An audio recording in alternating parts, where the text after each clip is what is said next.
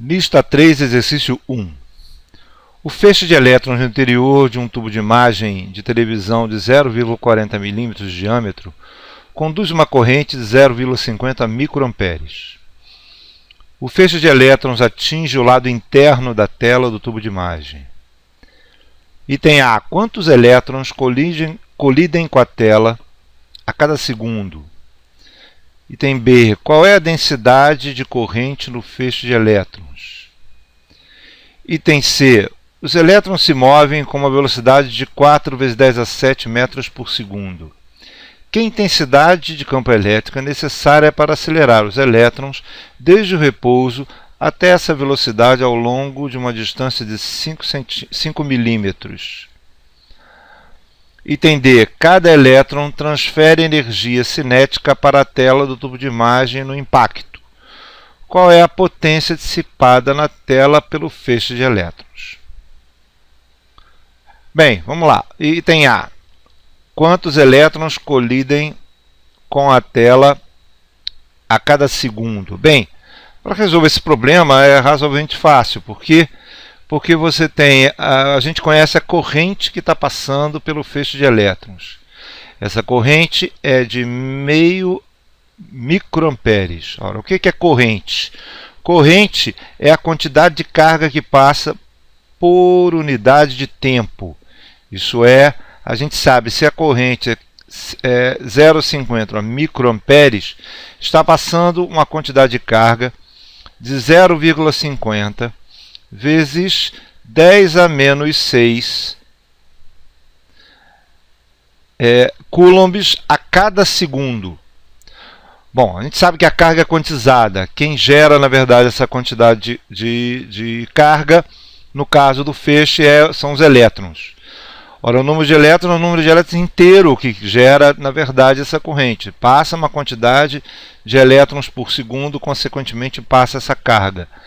E a quantidade de carga que passa, se passa num segundo uma quantidade de carga que é 0,50 vezes 10 a menos 6, isso quer dizer que isso é igual ao número de elétrons que passa num segundo, certo? Vezes a carga do elétron.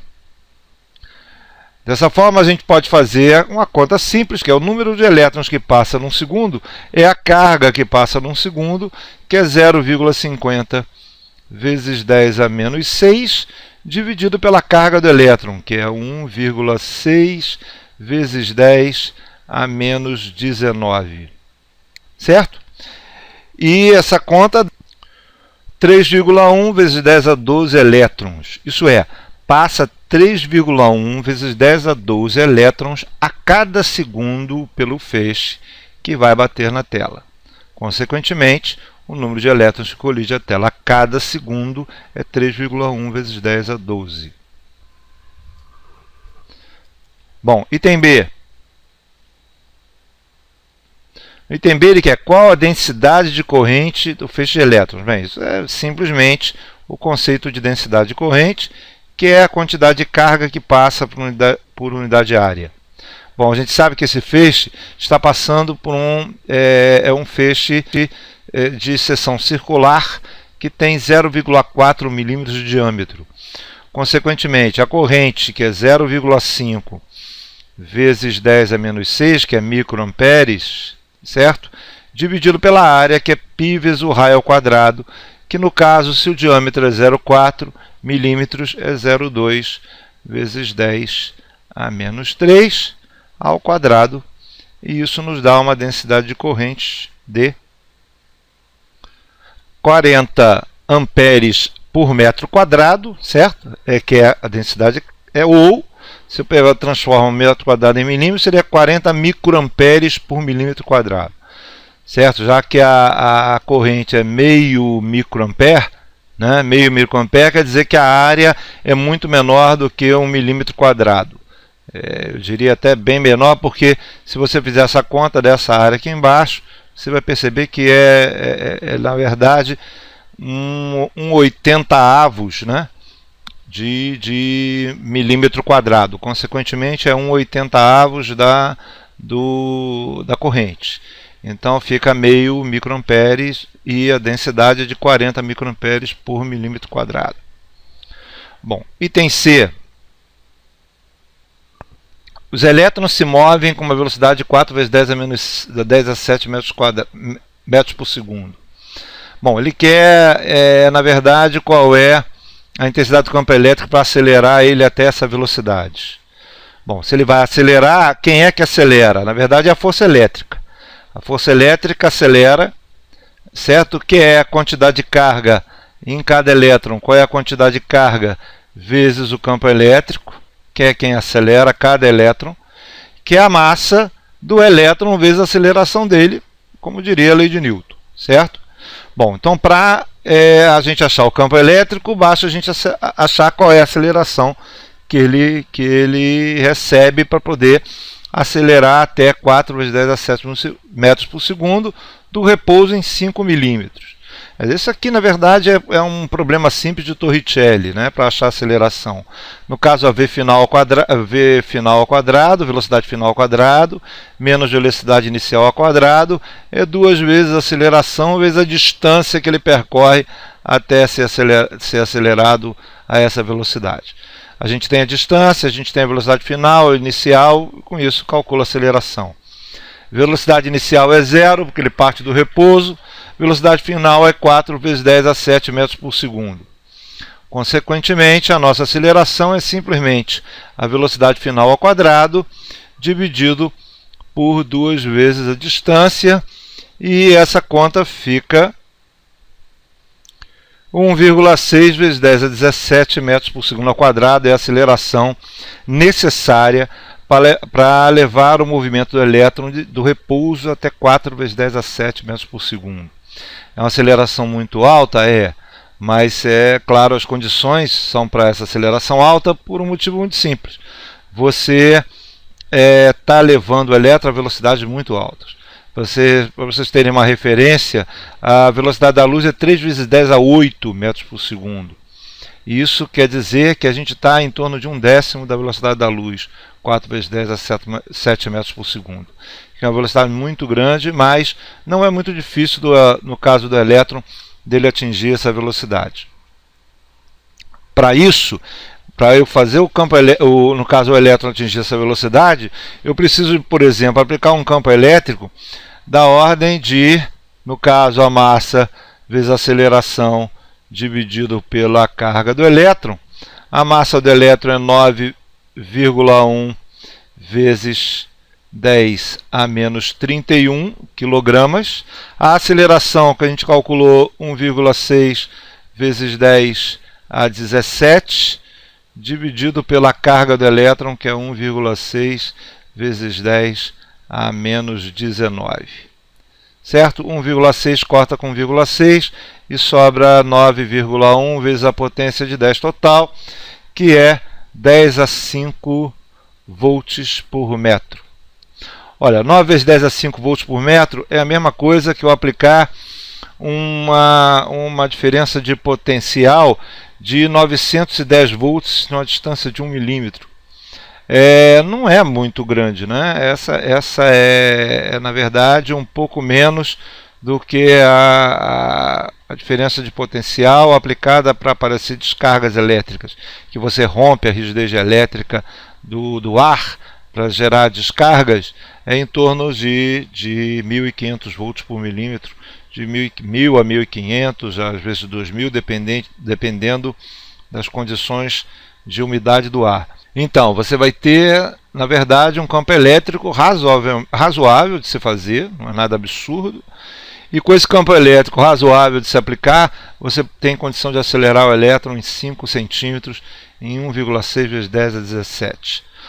Dando um exemplo, nesses 5 milímetros que eu vou acelerar o elétron, né, se é 9,1 vezes 10 a 5 volts por metro, em 5 milímetros, para eu acelerar o elétron nesta velocidade, certo?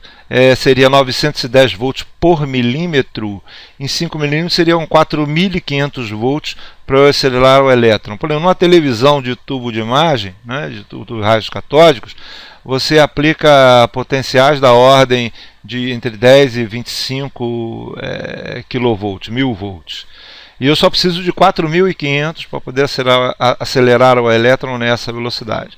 Então não é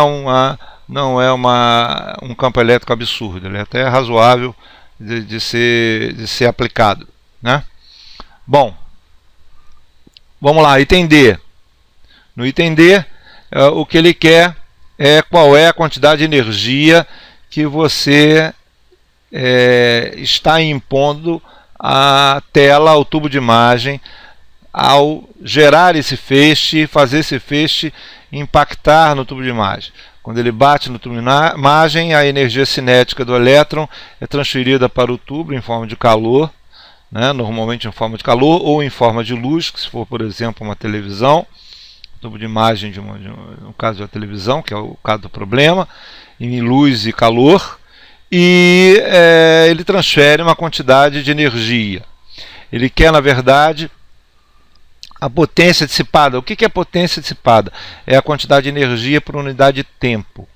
Mas a gente sabe qual é a quantidade de elétrons que impacta, que passa pela corrente, consequentemente impacta o tubo de imagem, a cada segundo. Então, se a gente sabe qual é o número de elétrons a cada segundo, que é a resposta do item A, eu sei a energia cinética de cada elétron pela resposta do item C, pelo item C, porque já que eu sei qual é a velocidade que esses elétrons estão viajando, no caso no feixe, né, na corrente. Então, se eu sei qual é a velocidade que eles viajam, eu sei qual é a energia cinética que cada elétron tem. Ora, se eu conheço o número de elétrons que bate no tubo de imagem a cada segundo, eu tenho condição de saber qual é a quantidade de energia que está sendo transferida a cada segundo. No caso, a potência, que é a quantidade de energia a cada segundo, bastaria eu multiplicar o número de elétrons que bate, no caso, o tubo de imagem a cada segundo, vezes a energia cinética de cada elétron. Bom, a energia cinética de cada elétron basta eu calcular a partir do dado do item C, que seria meio da massa vezes a velocidade que ele atinge ao quadrado, essa energia que ele vai perder ao colidir no tubo de imagem. Então fica meio da massa, 9,1 vezes 10 a menos 31, vezes a velocidade que ele atinge ao quadrado, que é 4 vezes 10 a 7 metros por segundo ao quadrado. E essa conta dá 7,3 vezes 10 a menos 16 joules, essa é a quantidade de energia que cada elétron transfere para o tubo de imagem. Para a gente saber qual é a potência que está sendo entregue ao tubo de imagem em forma de calor e de luz, né, seria simplesmente multiplicar o número de elétrons por segundo que bate na tela vezes a energia de cada um deles. Isso é, como eu já falei, 3,1 vezes 10 a 12 elétrons a cada segundo atinge o tubo de imagem, como é a resposta do item A, né, vezes a energia de cada elétron, que é 7,3 vezes 10 a menos 16. E essa conta a gente chega a 2,3 vezes 10 a menos 3, isso é 2,3 miliwatts, né? 10 a menos 3 joules por segundo, consequentemente 2,3 miliwatts é a quantidade de energia que esse feixe de elétrons atinge o tubo de imagem a cada segundo, consequentemente transferindo a energia cinética quando ele colide com o tubo de imagem. É isso.